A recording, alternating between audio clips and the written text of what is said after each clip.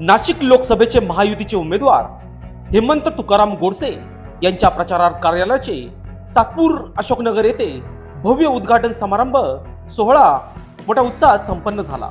यावेळी महायुतीतील घटक पक्षाचे Bharatiya Janata party, republican party of India Athawale, Maharashtra Navnirman Sena, Rashtrawadi Congress पक्ष, पीपल्स रिपब्लिकन पक्ष, प्रहार संघटना, रयत क्रांती संघटना, छावा मराठा सेना व मित्र पक्ष या पक्षाचे पदाधिकारी, नेते, कार्यकर्ते मोठ्या संख्येने उपस्थित होते।